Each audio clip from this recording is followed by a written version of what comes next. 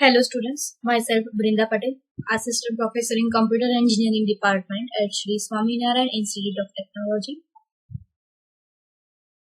So आज हम देखेंगे register transfer language and about bus and memory transfers. Start करते हैं रजिस्टर ट्रांसफर लैंग्वेज से. So first we will discuss about register transfer language. उसके अंदर हम पहले समझेंगे कि रजिस्टर क्या है. रजिस्टर के बारे में आपने डिजिटल इलेक्ट्रॉनिक्स सब्जेक्ट में पढ़ा है, तो आपको रजिस्टर के बारे में पता ही होगा. रजिस्टर क्या है? Register is a collection of individual flip flops. Register flip flop से बना है. So register is a collection of individual flip flops connected in numbers to form different size of registers. Computer organisation में computer registers are denoted by capital letters. For example, register are denoted here as a R1, right. So capital R and साथ में numbering which is 1, so R1. आप numbers they सकते हो, कोई भी number, 1 2 3 any number. Same ऐसे ही हमारे पास दूसरे भी रजिस्टर्स हो सकते हैं, एक से ज्यादा, like memory address register, program counter, instruction register and processor register, जिसको रिप्रेजेंट करते हैं R1 एंड R2 से या फिर कोई दूसरे नंबर के साथ, बट उसको कैपिटल लेटर्स से मेंशन करना पड़ता है. अब देखते हैं कि ये रजिस्टर की अरेंजमेंट कैसे होती है. आप देख सकते हैं कि ये एक पूरा रजिस्टर है, right. This is a whole register, but ये रजिस्टर डिवाइड होता है बिट्स में, एंड ये रजिस्टर वेरियस पार्ट्स में, अलग अलग पार्ट्स में भी डिवाइड होता है. आप यहाँ पे देख सकते हैं कि ये 8 बिट रजिस्टर है. नंबरिंग स्टार्ट हो रहे हैं right to left, right means 0 to 7, which is showing each bit of register 0 1 2 3 4 5 6 7. हर एक रजिस्टर की बीट है. ये 8 बिट रजिस्टर है, तो ये रजिस्टर R2 के फॉर्म में भी डिनोट हो सकता है, राइट. बट हमने यहाँ पे इसको नंबर से डिनोट किया है, राइट. हमने हर एक बिट को अलग अलग से डिनोट नहीं किया, like R0 R1 R2 R3. हमने ये पूरे 8 बिट वाले एक रजिस्टर को नाम दिया R1, राइट. मीन्स आपको simply right to left means 0 to 15 ऐसे भी आप नंबर दे सकते हो, 0 to 15, राइट. हर बार हमने नंबर नहीं लिखा, हमने ऐसे भी डिनोट कर सकते हैं. 0 to ये R2 रजिस्टर है, ठीक है, और 0 to 15 मीन्स ये कितना है, 16 बिट्स है टोटल. अब ये रजिस्टर भी 2 पार्ट में डिवाइड होगा, ठीक है. एक होगा हायर ऑर्डर रजिस्टर एंड एक होगा लोअर ऑर्डर रजिस्टर. सो राइट से लेफ्ट, राइट, उसकी तरफ देखो तो प्रोग्राम काउंटर रजिस्टर है, कि प्रोग्राम काउंटर रजिस्टर है, ये डिवाइडेड है 2 पार्ट्स में, that is 0 to 7 and 8 to 15, ठीक है. ये पीसी है LL, ठीक है, lower LL, L stands for lower, ठीक है, and this is PC higher, H stands for higher, 8 to 15 bit, ठीक है. सो इसका ये जो प्रोग्राम काउंटर है, इसका भी 2 पार्ट में यूज होता है, higher order bits and lower order bits. So आपको ये याद रखना है कि प्रोग्राम काउंटर की ये 0 to 7 है, ये लोअर ऑर्डर बिट्स है, एंड प्रोग्राम काउंटर में जो हायर ऑर्डर बिट्स है वो 8 to 15 बिट्स है.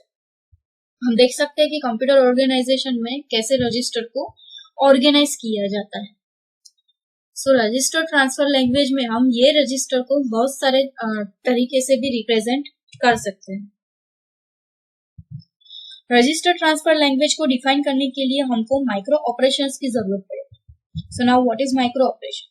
सो ये पहले जानते हैं कि व्हाट इज, उसके पहले ये जानना पड़ेगा कि what is operation. For example, जैसे हमारी प्रोग्रामिंग लैंग्वेज है सी, सी प्लस प्लस, PHP। सो प्रोग्रामिंग लैंग्वेज सी का एग्जांपल ले तो जब हमको एरिथमेटिक ऑपरेशन परफॉर्म करने हैं तो हम क्या लाइक एडिशन करना होता है तो हम कैसे लिखते हैं, C equals to A plus B। तो यहाँ पे दो ऑपरेशंस हुए, एक plus A plus B means plus and दूसरा इक्वल्स टू, राइट। प्लस है वो है arithmetic operation and equals to है वो क्या है, एक असाइनमेंट ऑपरेशन।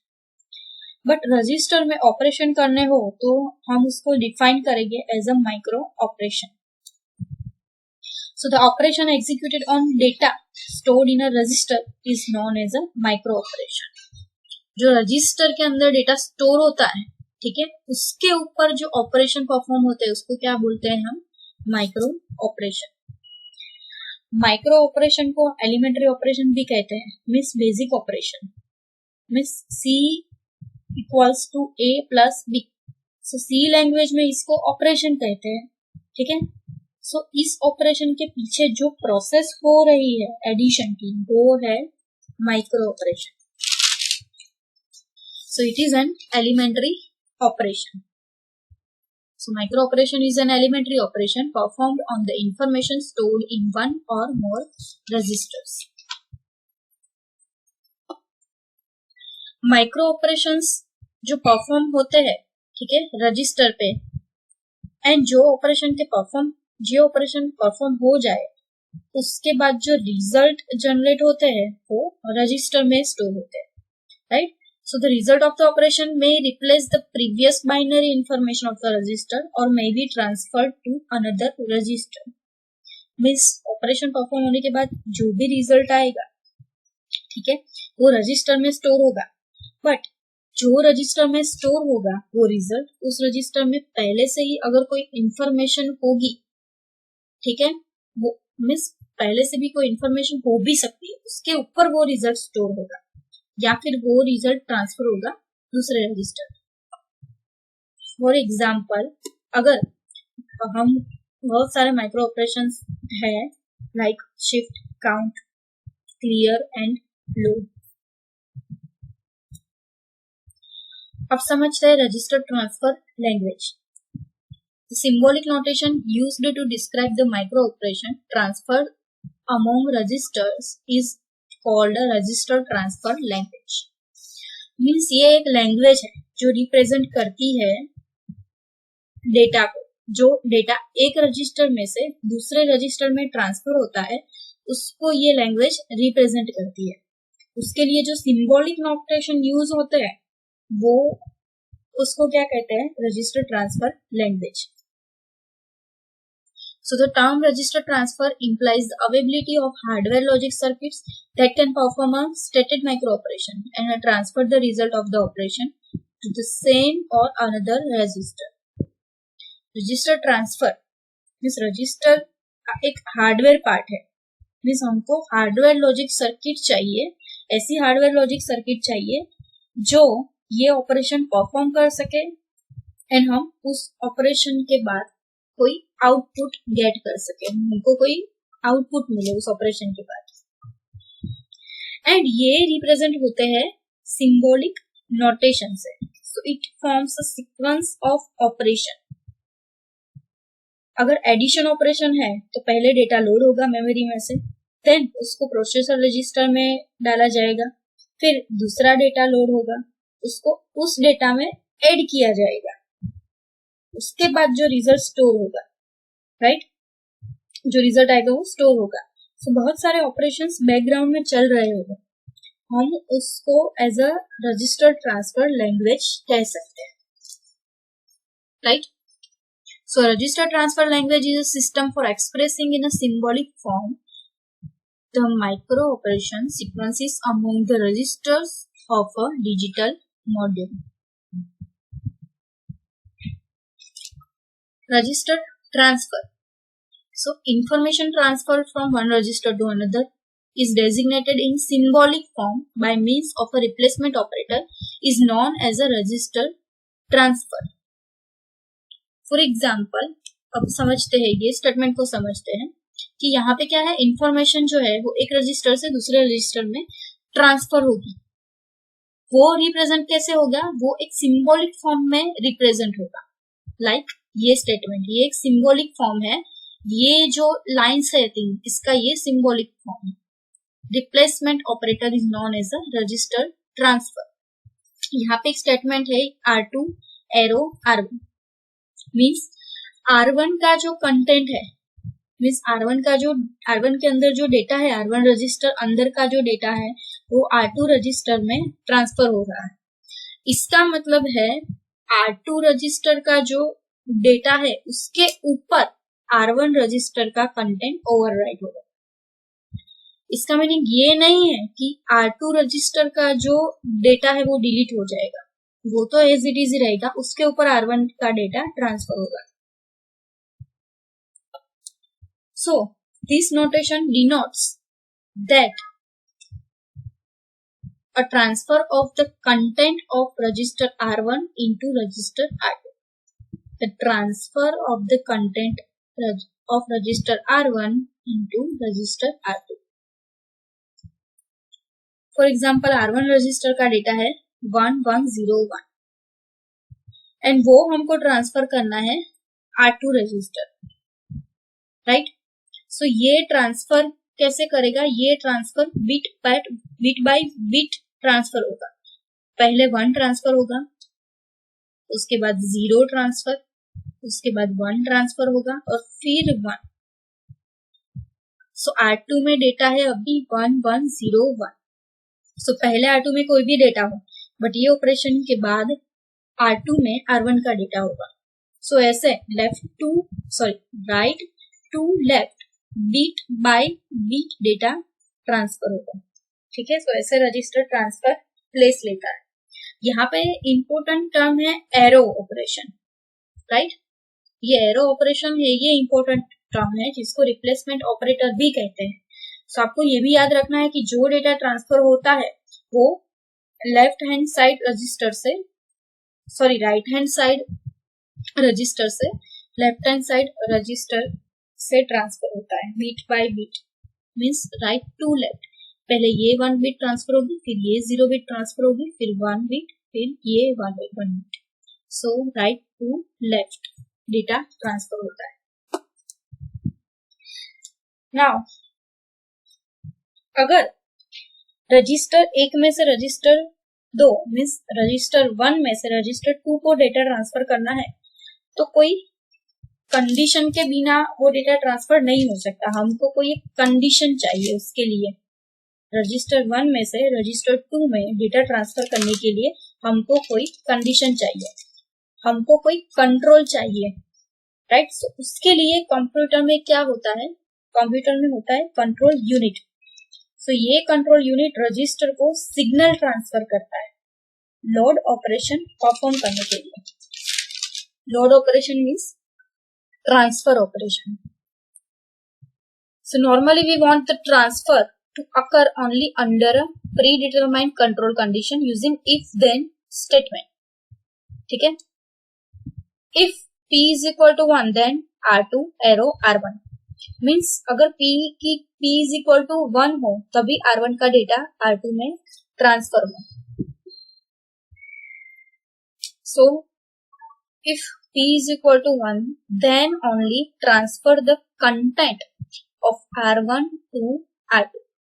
So यहाँ पे if P is equal to 1 ये एक प्री डिफाइंड कंडीशन है, पहले से ही यहाँ पे डिफाइन कर दिया है कि अगर P is equal to 1 होगा तभी R1 रजिस्टर का डेटा R2 रजिस्टर में ट्रांसफर होगा, अदरवाइज कोई ऑपरेशन परफॉर्म नहीं होगा। सो देखते हैं कि कंट्रोल फंक्शन क्या है। कंट्रोल फंक्शन एक बुलियन फंक्शन है, मीन्स वैल्यू होगी 0 या फिर 1। अब ये वैल्यू मिलेगी कंट्रोल यूनिट से। कंट्रोल यूनिट ये फंक्शन को सिग्नल सेंड करेगा। सो ये बुलियन वैल्यू के हिसाब से अगर ये वैल्यू 0 होगी that means P is equal to अगर यहाँ पे 0 होगा तो ट्रांसफर नहीं होगा। अगर ये वैल्यू 1 होगी, बुलियन वैल्यू कौन सी मिलेगी 1, that means P is equal to 1, that means data transfer होगा R1 में से R2। So where P is a control signal generated in the control section, right? So P R2 arrow R1, that means when P is equal to 1 तब R1 का content R2 में transfer होगा. सो ये control unit के बिना ये transfer possible नहीं है. ठीक है. सो तो कंट्रोल फंक्शन क्या है वो मैंने बताया कि ये बुलियन वेरिएबल है, that is equal to 1 and 0. So the control function is included in the statement as follows P R2 arrow R1. तो यहाँ पे कंट्रोल सर्किट है. ये कंट्रोल सर्किट जब सिग्नल भेजता है P, राइट, ये सिग्नल कौन सा है? P. P means 1. By default ये वैल्यू कंसिडर है एज 1. सो ये कनेक्टेड, यहाँ पे हमने डायरेक्ट P की वैल्यू ले ली है. ठीक है. अब जब सिग्नल भेजता है, कंट्रोल यूनिट क्या करता है, जब सिग्नल भेजता है तब P, ठीक है, 1 हो जाएगा. सो ये 1 है जो P इज इक्वल टू 1, ये कनेक्टेड है लोड इनपुट के साथ. सो लोड इनपुट है किसका? R2 रजिस्टर का. R2 रजिस्टर में इनपुट कौन सा है? ये लोड. ठीक है. सो जब ये लोड R2 के लिए अनेबल होगा, मीन्स चालू होगा, तब R1 का जो कंटेंट है, ठीक है, ये ट्रांसफर होगा R2 में. जब कंट्रोल सर्किट सिग्नल भेजेगी, if control circuit send 1, then P is equal to 1. Control circuit ने सेंड किया 1, तो P इज इक्वल टू 1 हो गया. ठीक है. अब ये 1 होगा तो R2 लोड किससे होगा? सिग्नल 1 से.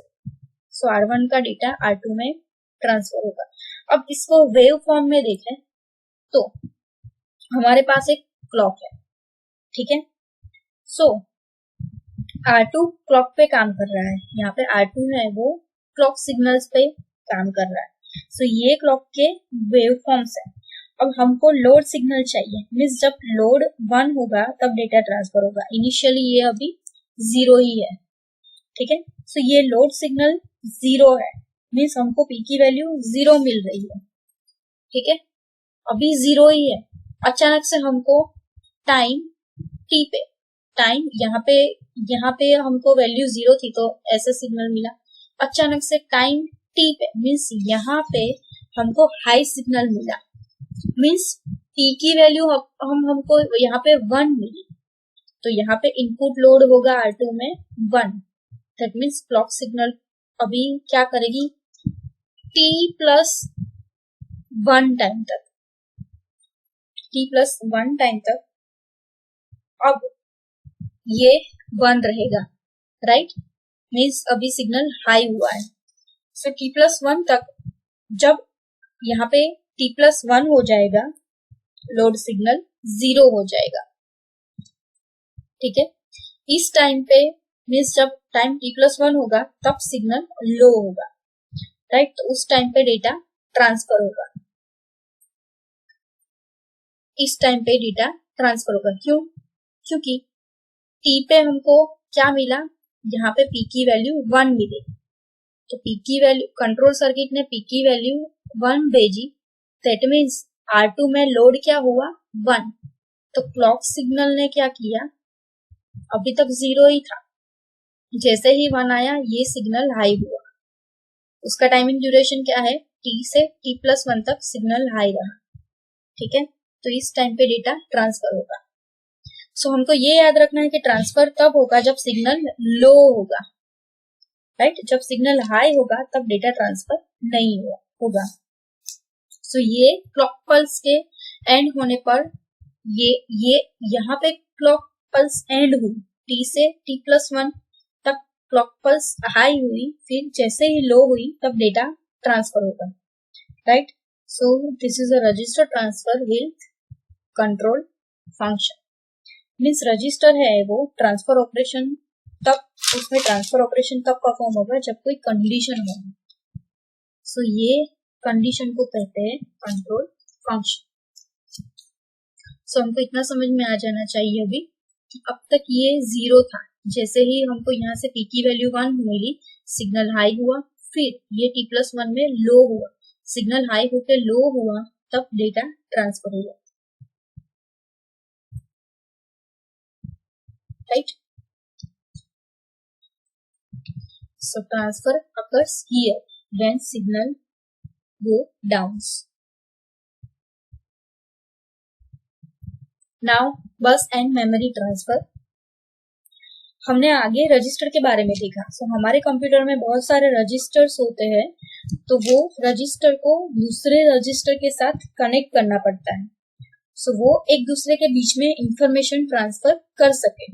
इसके लिए हमको रजिस्टर को कनेक्ट करना पड़ता है, उसके लिए हमको कॉमन बस सिस्टम की जरूरत पड़ती है। Typical digital computer has many registers and path must be provided to transfer information from one register to another. So the number of wires will be excessive if separate lines are used between each register and all the registers in the system. Means बहुत सारे, अगर हर एक register को हमको connect करना पड़ेगा तो wiring भी उसके उन रजिस्टर्स के बीच में वायरिंग भी बढ़ जाएगी, that is so expensive, right.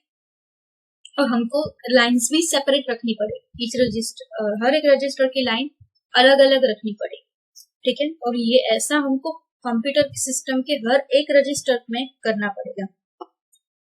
For example हमारे पास दो रजिस्टर, एक रजिस्टर ए, एक रजिस्टर बी, दोनों 4-4 बिट्स के हैं, 0, 1, 2, 3। इसकी भी रजिस्टर बी की भी 4 बिट्स हैं, 0, 1, 2, 3। सो ये 4 बिट रजिस्टर है। सो अब ये दोनों के बीच में डेटा ट्रांसफर करना है तो हमको वायरिंग करना पड़ेगा। सो हमने यहाँ पे ये लाइंस ड्रॉ कर दी, दैट मीन्स वायरिंग कर दी register A and register B के बीच में। मीन्स दोनों रजिस्टर के बीच में अभी वायरिंग हो गया, बट सपोज सिस्टम में एक और रजिस्टर ऐड हुआ, register C. Suppose we have to transfer among register A and C, register A and C के बीच में भी ट्रांसफर करना है एंड बी एंड सी के बीच में भी हमको ट्रांसफर करना है डेटा। सो ये हर एक रजिस्टर के बीच में हमको वायरिंग करना पड़ेगा, register A to C, right, and register B to C, register A to C and register B to C. तो हम देख सकते हैं कि यहाँ पे एक और रजिस्टर ऐड किया तो वायरिंग जो है वो कॉम्प्लेक्स हो गया। नाउ अगर हम एक और रजिस्टर ऐड करें,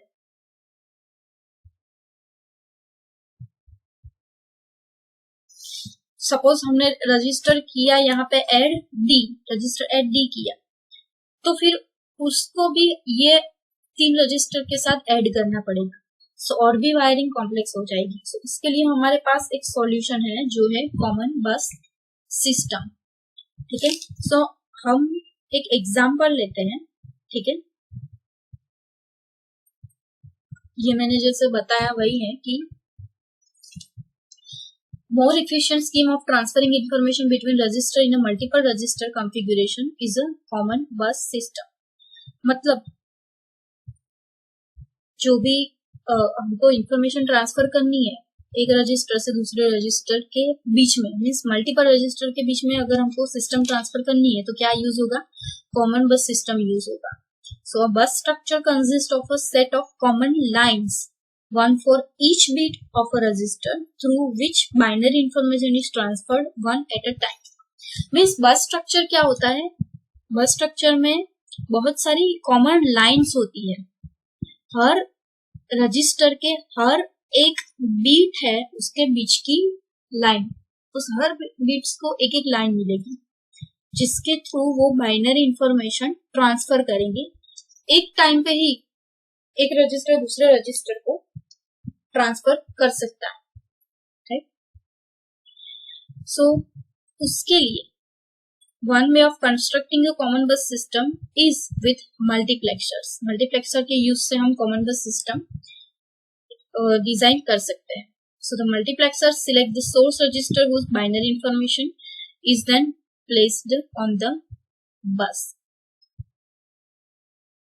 सो हमने यहाँ पे एग्जांपल लिया कि हमारे पास टोटल कितने रजिस्टर है, 4 रजिस्टर है, register A, register B, register C and register D, total 4 register है, ठीक है।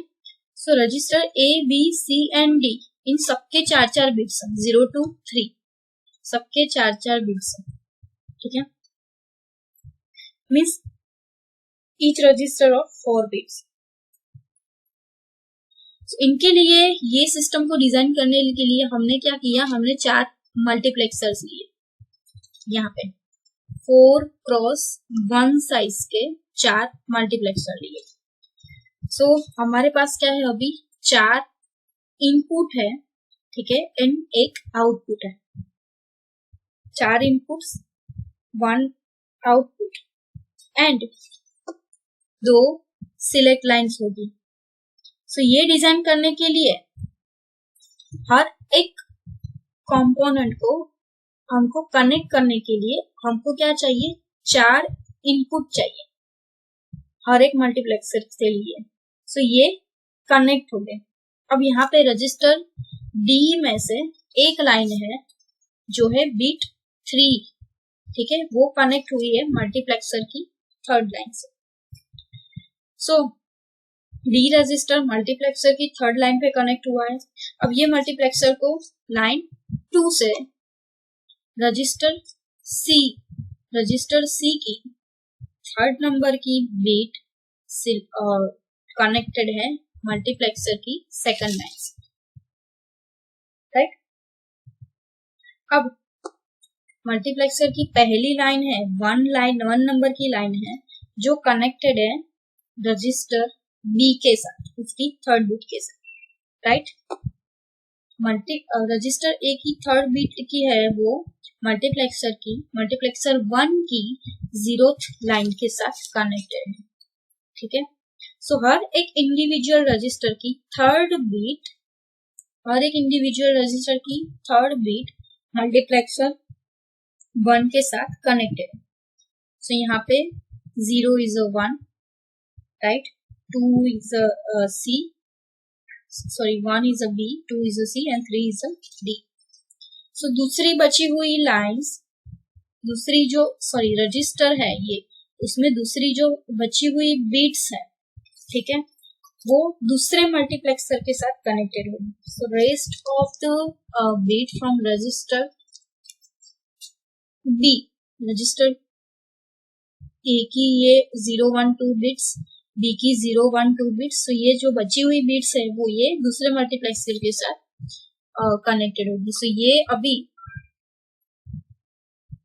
2nd नंबर की बिट्स है, यहाँ पे 3rd नंबर की जो बिट्स है वो कनेक्टेड होगी। अभी जो 2nd नंबर की बिट्स होगी, ठीक है, वो कहाँ पे कनेक्ट होगी, मल्टीप्लेक्सर बी के साथ। मीन्स 2nd नंबर की बीट, हर एक रजिस्टर की 2nd नंबर की बीट मल्टीप्लेक्सर 2 के साथ कनेक्टेड होगी। बाकी के जो मल्टीप्लेक्सर है वो कनेक्टेड हो गए डी से इनपुट लाइन 3 पे, ठीक है। सो ये सभी बिट्स है D0 D1 D2 D3, तो ये D3 पे कनेक्ट हुई, right, C0 C1 C2, right, तो ये C2 यहाँ पे कनेक्टेड हुई, D2 C2 एंड D2, ये C1 and D1, C0 and D0। तो जो दूसरे मल्टीप्लेक्सर है वो कनेक्ट हो गए डी से इनपुट लाइन 3 पे। तो ये दूसरे मल्टीप्लेक्सर की लाइन कौन सी है, 2, वो कनेक्ट होगी लाइन सी के साथ, लाइन 1 के साथ कनेक्टेड होगी बी के साथ एंड 0th लाइन जो है, ठीक है, वो कनेक्टेड होगी ए के साथ।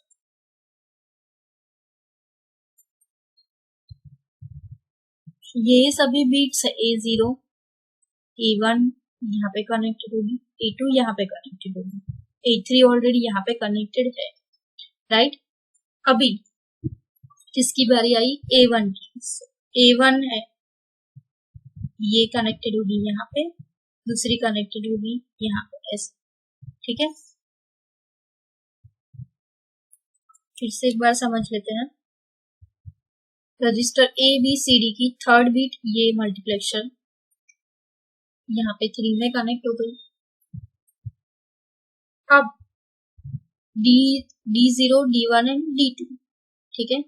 सो ये यहाँ पे कनेक्टेड होगी, D1 D2 यहाँ पे कनेक्ट होगी, D1 यहाँ पे, D0 यहाँ C, सो C2 अभी यहाँ पे कनेक्ट होगी, C1 यहाँ पे कनेक्ट होगी, C0 यहाँ पे कनेक्ट होगी, और एक की second bit, right, second bit यहाँ पे सेम B2, सॉरी C0 है, सो C0 यहाँ पे,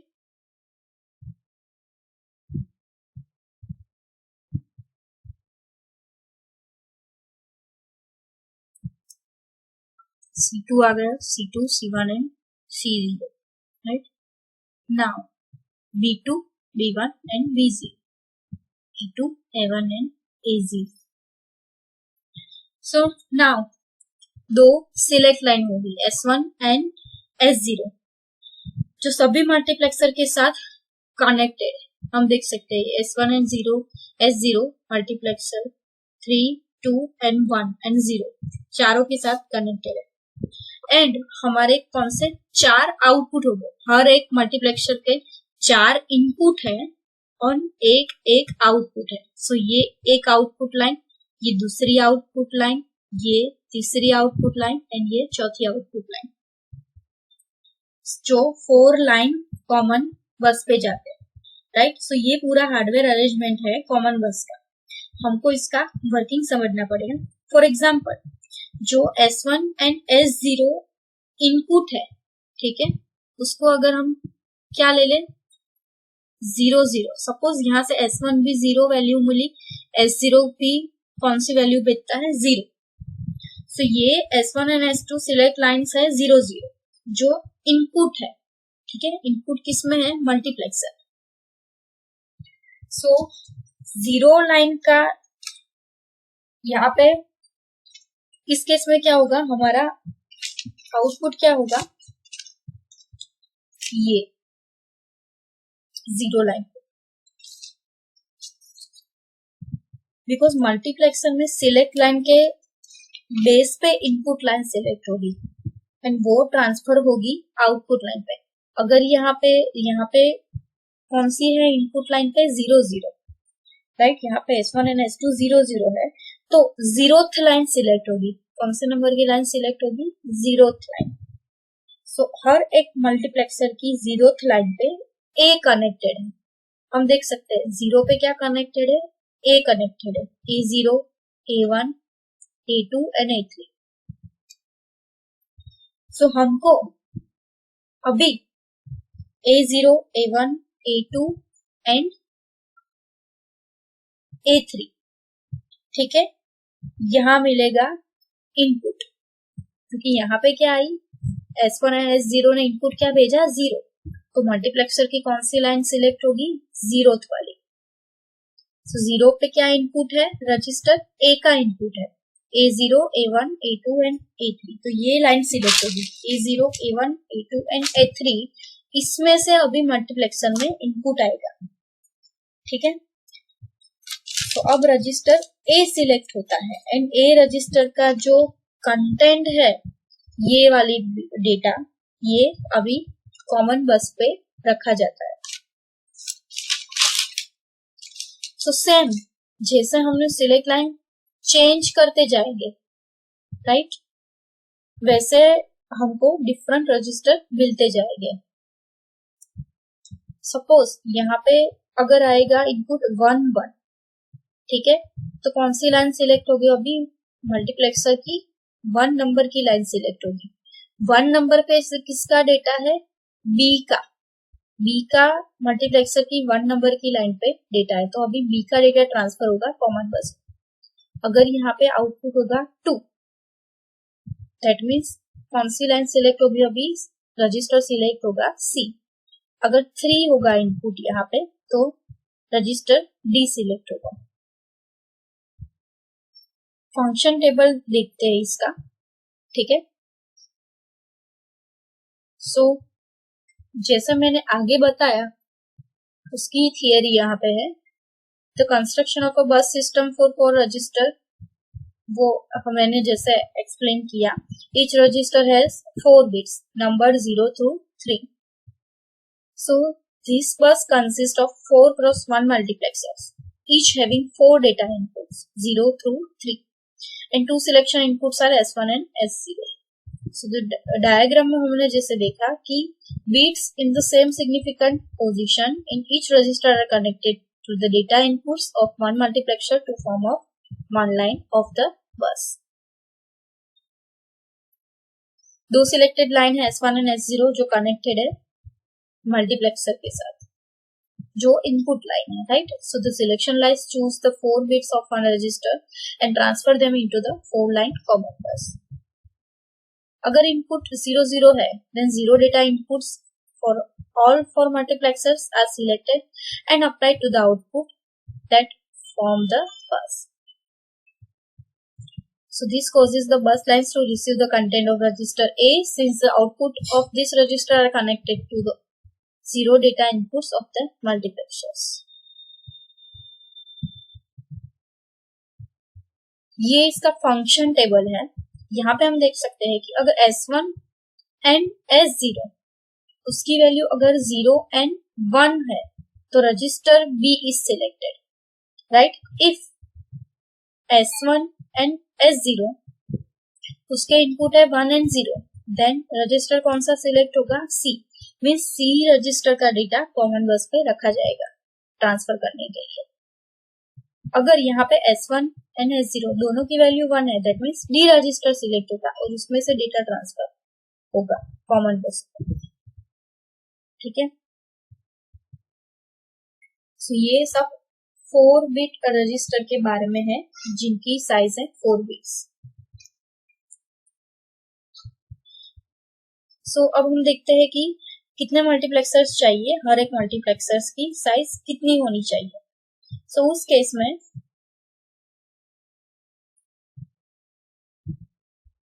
अगर bus system will be multiplex k register of n bits each to produce an n line common bus. So the numbers of multiplexers needed to construct the bus is equal to n, the number of bits in each register. Then the size of each multiplexer must be k into 1 since it multiplexes k data lines. Means अगर हमको 4 common बस design करनी है तो 8 register के लिए जिनकी size कितनी है 16 बिट्स है, तो हमको 8 क्रॉस 1 8 into 1 साइज के 16 मल्टीप्लेक्सर्स चाहिए होंगे. Means numbers of multiplexers are 16, right, because register की साइज कितनी है 16 बिट्स एंड मल्टीप्लेक्सर की साइज है 8 into 1 बिकॉज सिस्टम में 8 मल्टीप्लेक्सर्स. सो अब मल्टीप्लेक्सर की साइज क्या होगी 8 क्रॉस 1, राइट. मैं जैसे मैंने बताया ये कॉमन बस फॉर 8 रजिस्टर है. ठीक है, तो कितने इनपुट हो गए 8 इनपुट हो गए. ठीक है. सो कितने रजिस्टर रिक्वायर हो गए 16 ऑफ 8 क्रॉस 1. ठीक है. हमको सिलेक्शन लाइन कितनी चाहिए होगी 3 चाहिए होगी बिकॉज 2⁻³ मीन्स 8. सो इसी तरीके से common bus system k register of size and n bits we can design. Means common bus of for 8 register. हमने आगे देखा वो कितने रजिस्टर्स थे 4 रजिस्टर थे. ठीक है. सो यहाँ पे कितने हैं 8 रजिस्टर हो गए तो बिट्स उसकी कितनी होगी 16 बिट्स होगी. ठीक है. तो मल्टीप्लेक्सर कितने चाहिए होंगे 8 क्रॉस 1. सिलेक्शन लाइन कितनी होगी 3, S0, S1 and S2 because here multiplexers are more than हमने जैसा एग्जांपल देखा 4 बिट्स का उससे ज्यादा मल्टीप्लेक्सर चाहिए होंगे इसीलिए. ठीक है. यहाँ पे 8 मल्टीप्लेक्सर है, सिलेक्शन लाइन चाहिए होगी S0, S1 and S2. Thank you.